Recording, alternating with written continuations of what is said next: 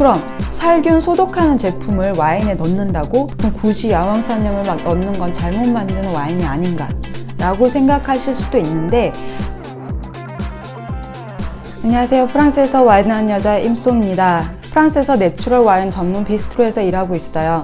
지난번에 전통 와인, 비오 와인, 비오디나미 와인까지 알아봤는데요. 오늘은 드디어 내추럴 와인에 대해 알아볼까 합니다. 비오나 비오디나미 와인은 안내서대로 하면 인증을 받아서 와인병에 라벨을 쓸 수 있다고 지난 영상에서 말씀드렸죠. 혹시 이 영상을 보시는 분들 중 비오 와인, 올게닉 와인, 유기농 와인, 내추럴 와인 다 비슷한 거 아니야 하시는 분들은 지난 영상 꼭 참고 부탁드릴게요. 내추럴 와인은 그동안 정의도 없고 인증기관이 없어서 생산자마다 제각각 만드는 걸로 유명했어요.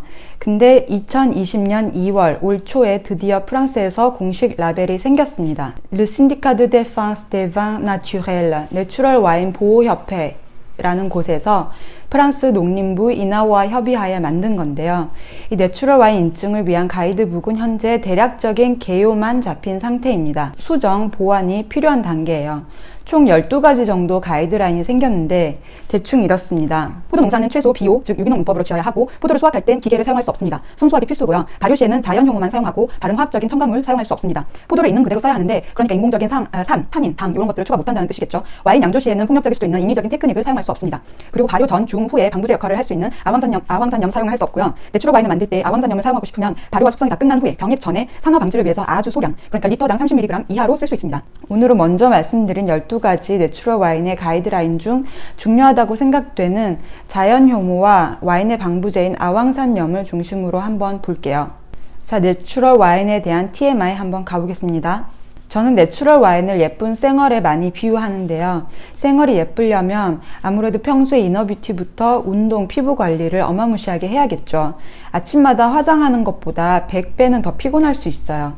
내추럴 와인은 건강한 포도로 깨끗하게 양조를 하면 첨가물 없이 맛있는 와인을 만드는 게 가능하다는 걸 많은 과학적인 실험을 통해서 증명되면서 시작됐어요. 혹자는 내추럴 와인은 양조 시 인위적인 개입을 최소화한다니까 게으른 와인 메이커들을 위한 와인이 아닌가라고 오해를 하시는데요. 오히려 끊임없이 연구하고 관리하고 분석해야 되는 와인이에요. 앞서 말씀드린 예쁜 생얼을 생각하시면 감이 오시죠? 알코올 발효를 하기 위해서는 먼저 효모라는 녀석이 필요합니다. 효모가 포도 안에 있는 당분을 먹고 알코올이라는 아기를 낳는 과정을 반복함으로써 포도라는 과일이 술이 되거든요. 포도 껍질에는 원래 자연 효모가 붙어 있어요. 우리가 슈퍼에서 포도를 사와서 약간 상처 입은 상태로 상온에 방치하면 시큼한 냄새가 나잖아요. 그게 원래 껍질에 붙어 있는 자연 효모가 발효를 시작했기 때문입니다. 화학자이자 포도 농사꾼이었던 줄 쇼베라는 아저씨가 있는데요. 이게 70년대, 80년대 내추럴 와인의 선구자 역할을 하신 분이에요. 그분이 보니까 포도를 수확하면 껍질에 원래 효모가 붙어 있는데 왜 굳이 인공 효모를 써야 하나 고민을 해보신 거예요. 인공 효모라고 하면 이제 제품 형태로 나와 있는 구매할 수 있는 이런 효모를 말합니다. 당시 와인 메이커들은 인공 효모를 사와서 추가로 넣어주고 요즘도 전통 와인 메이커들은 인공 효모와 자연 효모를 같이 씁니다. 근데 이 아저씨가 자연 효모만 쓴 것과 인공 효모를 추가로 쓴 것을 비교를 해보니 와인의 아로마가 확연히 달랐던 거예요. 포도가 자란 밭에서 자연스럽게 포도 껍질에 붙은 자연 효모만 써도 발효가 잘 되고 때호와, 그러니까 땅의 특징이 더 잘 표현되고 심지어는 와인 맛도 좋았던 거예요. 근데 왜 굳이 인공 효모를 써야 되나? 쓰지 않아도 된다. 이렇게 된 거예요. 주유숍의 아저씨 덕분에 현재까지도 자연 효모만 사용하는 게 내추럴 와인의 암묵적인 룰이 된 거랍니다. 자, 그럼 다음으로 아왕산염 얘기를 좀 해볼까 하는데요. 아왕산염을 넣고 안 넣고를 내추럴 와인의 기준으로 삼는 분이 많으시죠. 표에서도 보면 전통 와인, 비오 와인, 비오디나미, 내추럴 와인에서 볼 수 있는 아왕산염의 양이 확연히 차이가 나고요. 아왕산염이 뭐냐면 성냥개비 끝에 붙어있는 그게 바로 황이에요. 화학식으로는 SO2라고 하는데 황을 식품에 첨가 가능하게 소금 결정 형태로 만든 게 아왕산염이고요. 이산화황, 아왕산염, SO2, 술피트, 설파이트 다 같은 물질을 통용하는 말입니다. 이게 살균 소독 효과가 있어서 와인을 양조할 때 쓰는 장비 청소도 하고요. 와인의 소량 첨가해서 방부제로 쓰기도 하고 장기 보관용 와인에는 산화 방지제처럼 쓰기도 해요. 그럼 살균 소독하는 제품을 와인에 넣는다고 깜짝 놀라시는 분들이 있을 수 있는데 사실 말린 과일 한 봉지에는 와인 한 병에 들어있는 아왕산염보다 더 많은 아왕산염이 들어가 있어요. 아왕산염은 네덜란드 사람들이 발명하면서 18세기 말부터 와인뿐만 아니라 식품 보존제로 많이 사용되고 있어요. 소금도 그렇지만 잘 쓰면 약이고 과용하면 독입니다. 아왕산염은 필요하면 소량 와인에 쓸 수 있어요. 근데 왜 내추럴 와인에 아왕산염 무첨가가 이렇게 많이 언급되는 걸까요? 프랑스 쥐라 지역의 전설적인 내추럴 와인을 만드는 피에르 오베르노아라는 집이 있는데요. 이 피에르 아저씨는 1937년생이고 줄 쇼베 아저씨한테 와인을 배워서 아직까지 현존하는 최고의 내추럴 와인 메이커 중 한 분이에요. 그분이 하신 말씀이 아왕산염은 약 같은 거래요.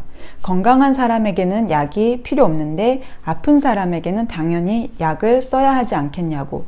아왕산염을 넣지 않고도 건강한 포도로 건강한 와인을 양조할 수 있는데 기존 생산자들이 아왕산염이 꼭 필요한 방식으로 포도를 재배하고 와인을 양조하는 게 문제라고 합니다.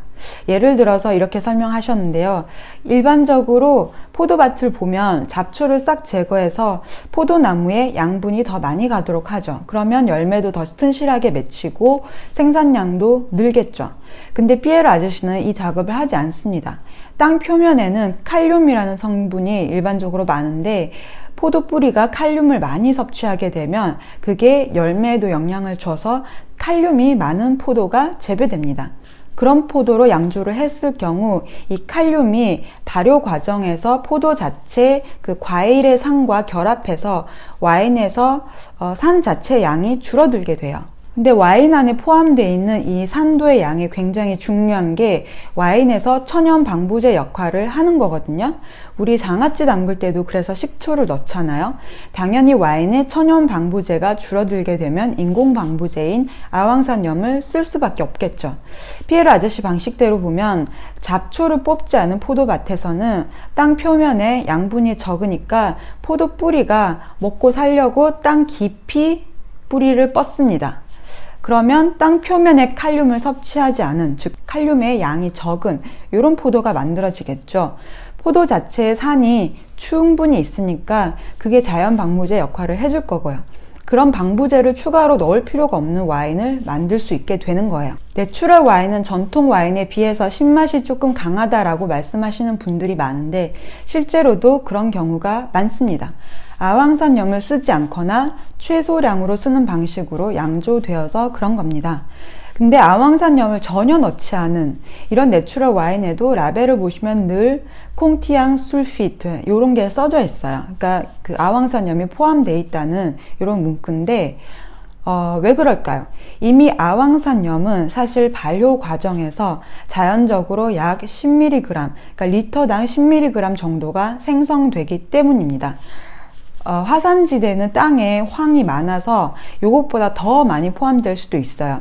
생산자가 이걸 인위적으로 넣지 않아도 자연적으로 아왕산염이 포함될 수밖에 없습니다. 그럼 뭐 자연적으로 포함되는 건 그렇다 치고 이 방식대로 와인을 만들면 아왕산염을 인위적으로는 추가할 필요 없겠네요 라고 생각하시는 분도 계실 거예요.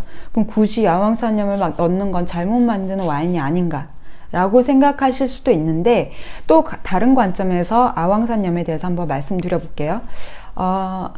한 전설적인 내추럴 와인 메이커인 프랑스의 보졸레의 도멘 막셀 라피에르라는 곳에 대해서 한번 얘기를 해볼까 해요. 이 막셀 라피에르 아저씨도 앞서 말씀드린 줄 쇼베 아저씨한테 와인을 배우신 분이에요. 이분 현재 돌아가시고 지금 딸과 아들이 물려받아서 와인을 하고 있는데 그 딸을 만난 적이 있어요. 카밀 라피에르라는 분인데 이분은 같은 와인을 만드는데 하나는 아왕산염 무첨가, 하나는 아주 소량을 쓴다는 거예요. 보졸레 내추럴 와인의 거장이라고 불리는 막셀 라피에르가 아왕산염을 쓴다고 해서 저는 솔직히 좀 깜짝 놀랐었거든요. 근데 이분이 하시는 말씀이 예전에는 멀어봐야 프랑스 안에서 와인이 소비되는 시기였는데 지금은 적도를 넘어서 여러 나라로 와인이 판매되고 있어요. 와인은 온도와 빛, 떨림에 굉장히 예민한 술입니다. 힘써서 와인을 만들었는데 본인들이 컨트롤할 수 없는 운반 과정에서 와인이 변질되는 경우가 종종 있어서 어쩔 수 없이 아왕산염을 아주 소량 넣은 버전도 만들고 있다고 해요. 여기까지 종합해보면 내추럴 와인에는 아왕산염이 다른 카테고리의 와인들보다는 훨씬 적게 들어가지만 아왕산염 제로가 내추럴 와인이다 라고 정의하기는 어렵다고 이해하시면 될 것 같아요.